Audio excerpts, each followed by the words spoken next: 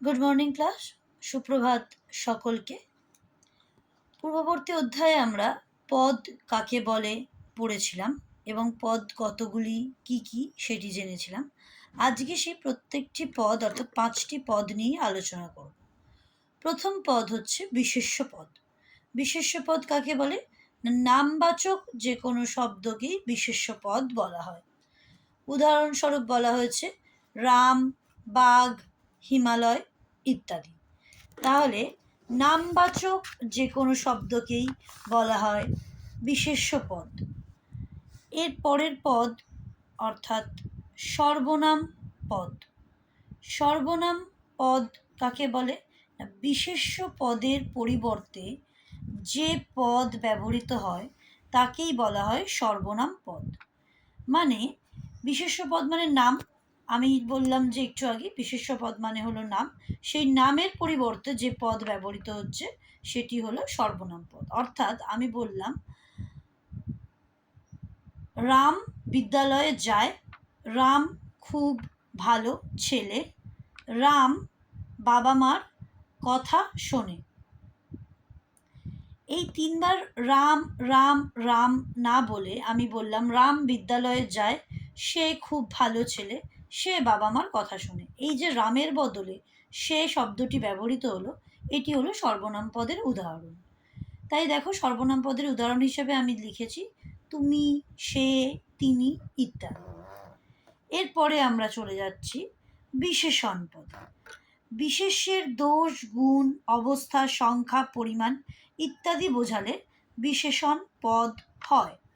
যেমন বিশেষ্য মানে আমি বললাম নামপদ, এবার তার দোষ, গুণ, অবস্থা, সংখ্যা, পরিমাণ ইত্যাদি যখন বোঝাচ্ছে তখন হচ্ছে বিশেষণ পদ। যেমন আমি যদি বলি আমার আইসক্রিম খেতে খুব ভালো লাগে। ভালো লাগাটা একটা অবস্থা, আর খুবটা হচ্ছে বিশেষণ পদ। বা যদি আমি বলি সে দুঃখ পেল, এখানে সে হচ্ছে বিশেষ্য, আর মানে এখানে কর্তা আর কি, আর সে বিশেষ্য না, সে বিশেষণ, যেহেতু বিশেষের পরিবর্তে বসেছে। সে দুঃখ পেল, এই যে দুঃখ পাওয়া, এটা তো একটা অবস্থা বোঝাচ্ছে, তাই এটি হলো বিশেষণ পদ।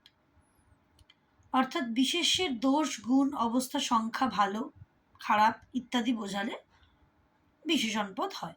যেমন উদাহরণস্বরূপ ভালো, খারাপ, ঠান্ডা, খুব, বেশি ইত্যাদি ইত্যাদি শব্দ আমরা ব্যবহার করে থাকি। এরপর আমরা আসছি অব্যয় পদ।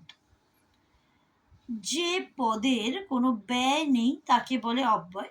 নিশ্চয়ই যে পদের কোনো ব্যয় নেই সেই পদই অব্যয়। এবং তার সাথে আরও একটি কথা মনে রাখতে হবে, অব্যয় হচ্ছে সংযুক্তকরণ পদ। দুটি বাক্যকে সংযুক্ত করে এই অব্যয় পদ। যেমন আমি যদি বলি রাম বিদ্যালয়ে যায়, শ্যাম বিদ্যালয়ে যায়, এই দুটো শব্দকে আমি যদি একটি শব্দের মাধ্যমে প্রকাশ করতে চাই তখন আমি বলি রাম এবং শ্যাম বিদ্যালয়ে যায়, বা রাম ও শ্যাম বিদ্যালয়ে যায়।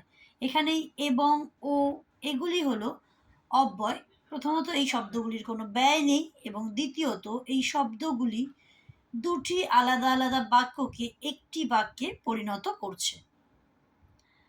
তাই অব্যয় পদের উদাহরণ হিসেবে ও, কিন্তু, এবং ইত্যাদি ব্যবহার করা হয়। 5 নম্বর পদ, শেষ পদ, সেটি হলো ক্রিয়াপদ। ক্রিয়াপদ কাকে বলে? না, কোনো কিছু কাজ করা বোঝালে ক্রিয়াপদ হয়। কোনো কাজ করা, সেটা যে কোনো ধরনের হতে পারে, সেই কাজ করা বোঝালে ক্রিয়াপদ হয়। যেমন আমি যদি বলি ছেলেরা মাঠে খেলছে, খেলা একটি কাজ। শিশুরা বিদ্যালয়ে যাচ্ছে, যাওয়া একটি কাজ। রাম পড়াশোনা করছে, পড়াশোনা করাটা একটি কাজ। তো এই খেলা, লেখা, পড়া, শোনা, বলা ইত্যাদি প্রত্যেকটি হচ্ছে কাজের উদাহরণ, অর্থাৎ ক্রিয়ার উদাহরণ। সুতরাং আমরা আজকে যেটা জানলাম সেগুলি হলো বিশেষ্য পদ কাকে বলে এবং তার উদাহরণ, বিশেষণ পদ কাকে বলে তার উদাহরণ, সর্বনাম পদ কাকে বলে তার উদাহরণ, অব্যয় পদ কাকে বলে তার উদাহরণ, ক্রিয়াপদ কাকে বলে তার উদাহরণ। এই প্রত্যেকটি 5টি যে পদ আছে, প্রত্যেকটি পদ কাকে বলে এবং তার উদাহরণ আজকে আমরা জানলাম।